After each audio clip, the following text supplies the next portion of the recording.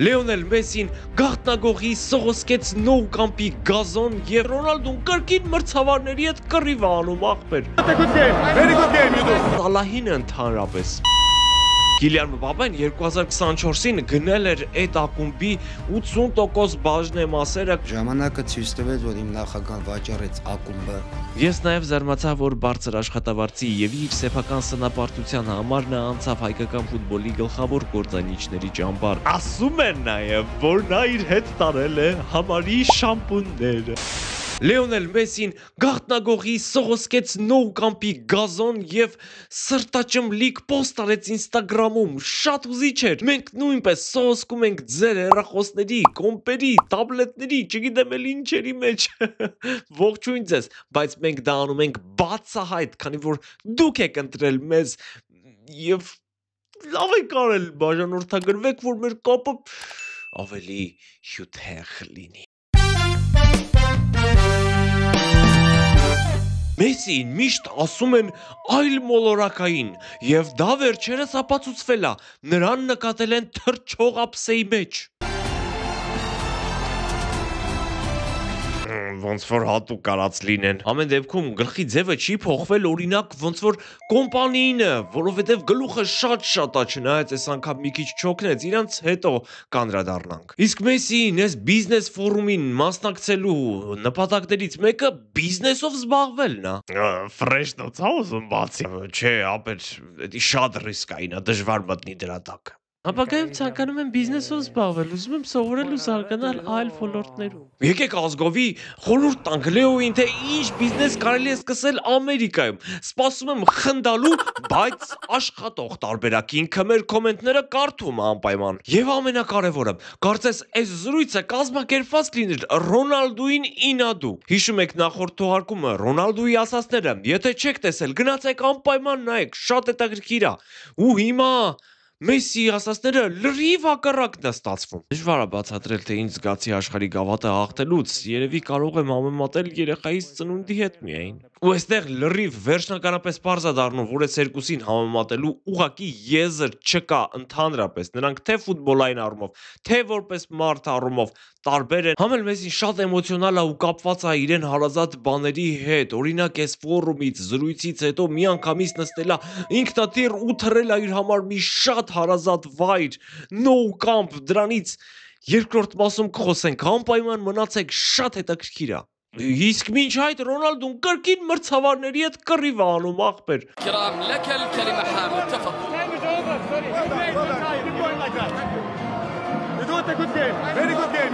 Ծերուկ տանտանելի է դառնում, տարիքն իրանն ասում է։ Մենք ունենք այլ ֆուտբոլիստներ, որոնք տարբերություն են ստեղծում։ Սա պատասխան է հարցին, թե այ ախպեր, 0-0 հաշվի ժամանակ, ինչի դաշ չես մտցնում օրինակ են Էնրիկին, տղեն չորացավ զամենի նստարանին։ Բայց դե պարզվեց, որ Ռայոյի դեմ տարբերություն ստեղծող ֆուտբոլիստ այդպես էլ չգտնվեց, որովհետև խաղն ավարտվեց 0-0 հաշվով։ Անգամ Կիլիան Մբապեն, որը լուրջ տարաձայնություններ ունի վնասակար ռեպերների հետ։ I broke up with my ex-girl. Իհարկե Ռեալը առավելությամբ էր խաղում, ուներ պահեր, հատկապես առաջին խաղակեսում, բայց էլի ինչ-որ բան չէր երիքում վերջին ֆազայում։ Օրինակ Վինիսիուսի, Մբապեի միտքը ոնց որ ուրիշ տեղ լիներ։ Արդեն սկսել էինք մտածել, թե Վինիսիուսը հասունանում է, մեծանում է, սադրանքներին չի տրվում, բայց սարի ու տես պարզվում է, որ նույն դյուրագրգիռ, դյուրավառ քյալոն է մնացել։ Համեմատաբար հաջող առաջին խաղակեսից հետո երկրորդ խաղակեսում նրա մոտ ակնհայտ չէր ստացվում ու նրա ամեն հպումից հետո երկրպագուները բռնացրել ու սուլում էին նրան։ Սա էլ չդիմանալով այդ ճնշմանը պտտվում ու թե բա դուք վճարել եք, որ ինձ նայեք։ Կարմիր Վինիսիուսը իր կոստը, գոտին ու չարոխները չի փոխում ախպեր։ Իսկ հա Մբապեին հիշել էր մի ֆրանսիացի ռեպեր, հենց կոնկրետ Կիլիանին չէ, այլ բոլոր նրանց, ովքեր պատասխանատու են ֆրանսիական Կանն ակումբի սրընթաց անկման համար, այդ թիմը դուրս է մնացել անգամ Լիգա 2-ից։ Կիլիան Մբապեն 2024-ին գնել էր այդ ակումբի 80% բաժնեմասերը 20 միլիոնով ու ահա ֆրանսիացի ռեպեր Օրելսանը իր նոր երգում բշտում է նաև Մբապեին, որոնք պատասխանատու են այդ ակումբի արդյունքների համար։ Իսկ Մբապեն պատասխանել է Twitter-ում, թե բա այդքան մտածում ես դու արի ու օգնի հարազատ թիմիդ դժվար պահին։ Այս հարցում ասեմ կանի երկրպագուները բավականին աջակցում են հենց рэպերին ու Մբապեն այդտեղ մտածելու բան ունի։ Բացի այդ մի քանի ամիս առաջ էլ մի այլ ֆրանսիացի рэպեր Բուբան նրան սպառնացել էր, թե բա ապե, այ Մբապե, քեզ խելոք պայի Paris Saint-Germain-ին բան չասես, արե։ Մենք առաջարկում ենք մեր սիրելի կրյա Գիլոյին րեպին րեպով պատասխանել։ Եթե դժվարանում է, կարող է դիմել Բենզեմային, բայց եթե նա մերժի, այ ինքը հաստատ կօգնի։ Այս ադնոշկա եմ։ Արմգով խփեմ քթիդ, քեզ քցեմ գետնին, ուզենաս մարդ բերես, արդեն թռած եմ։ Կարելի է մի հատ էլ րեպ գրել ու շնորհավորել Պեպ Գվարդիոլային։ Ծնունդն է, չէ։ Ավելի ուրախ բան է։ Իսպանացին անցկացրեց կարիերայի 1000-րդ խաղը որպես մարզիչ։ Պատկերացնում եք 1000 խաղ ու ինչ խաղ Լիվերպուլի դեմ ու ինչ արդյունք 3-0 հաղթանակ։ Էս իհարկե ծնունդ չի, որ City-ի ֆուտբոլիստները միայն Սարոջկա նվիրեին ու քաշվեին գրախ, պարտադիր պետք էր հաղթել։ Ու այդ հաղթանակի առյուծի բաժինը իր վրա վերցրեց Ջերեմի Դոկուն։ Մի հատ տեսեք, թե ինչեր է անում այդ տղեն։ Այնքան կտրուկ է, որ ոչ ոք չի հասցնում անգամ դրա ստվերը տեսնել։ Շատ ուժեղ է, վերջում էլ, ինչպես ասում են, տորթի բալը դրեց գլխին իր ֆանտաստիկ գոլով։ Դոկու։ Մի խոսքով Լիվերպուլը հիշեցնում է սրտի աշխատանք, բայց տատանումներով, իսկ Սալահին ընդհանրապես Ինչպես ասում են Կանադայում բոլորը կամ խոկեիստ են, կամ էլ պուտանկա։ Էս ինչ անցում էր Մարտիրոսյան։ Հեսա բացատրեմ։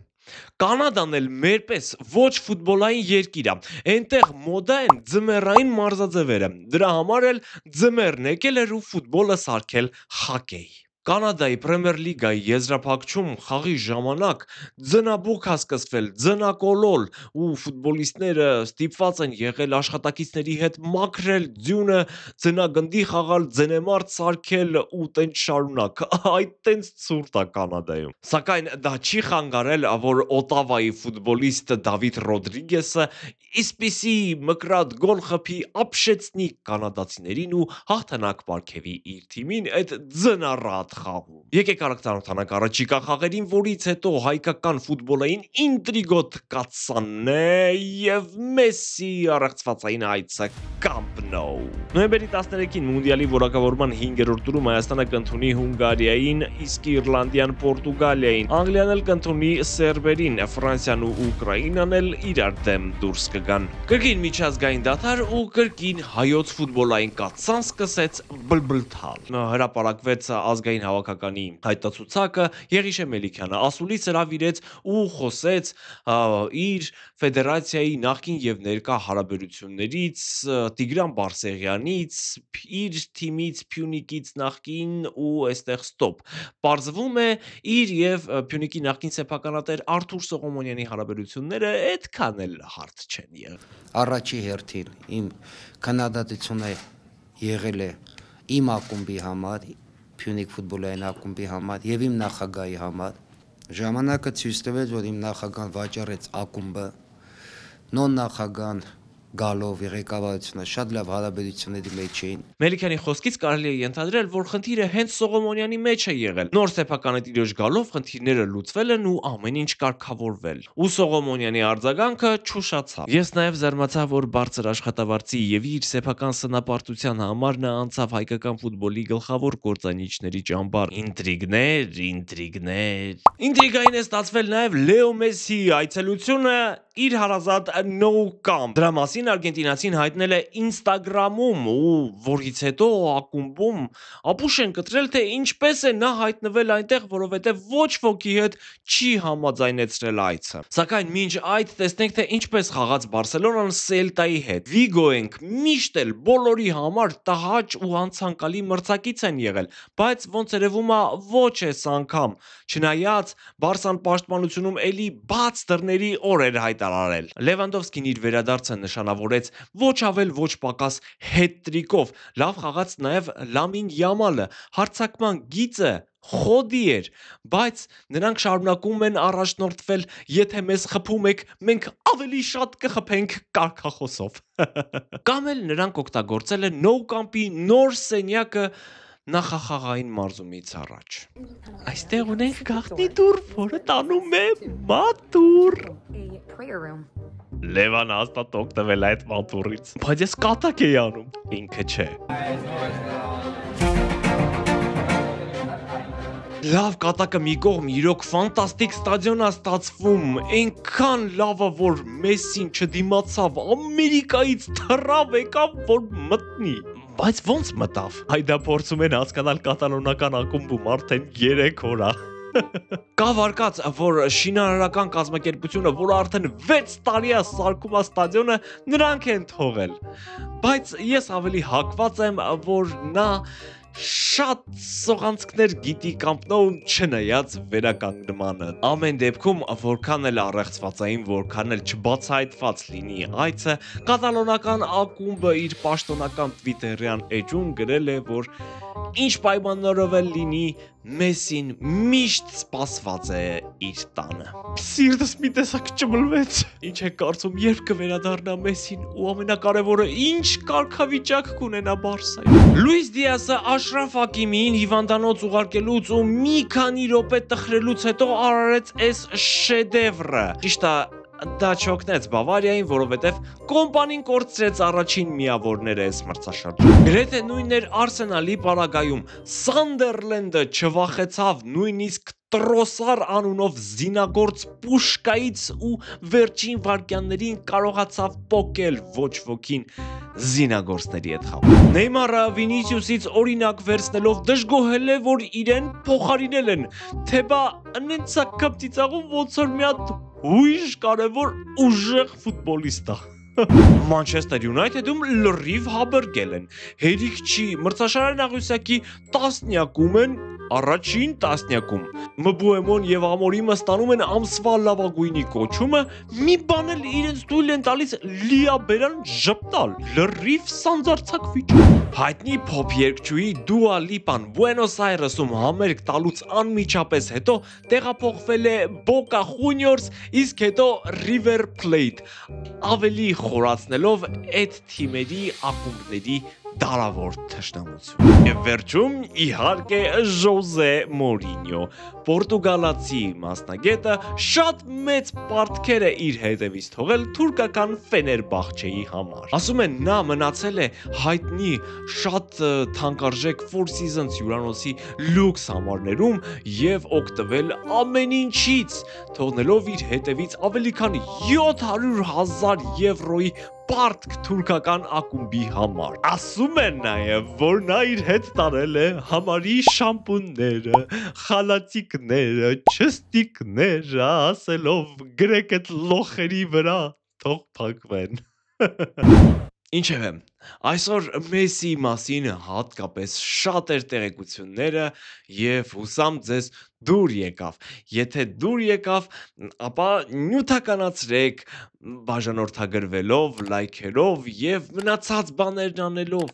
Դրանք օգնում են մեզ, որպեսզի մենք մեզ լավ զգանք, YouTube-ն իրեն լավ զգա, բոլորն իրար լավ զգան եւ այ քեզ հիմար նպաստակ։ Լավ եղեք, կհանդիպենք մի քանի օրից։ Oh. Broad beans. I love broad beans. Full on wrestle in the garden here. Ooh. Ooh, look at that. It's a nice one.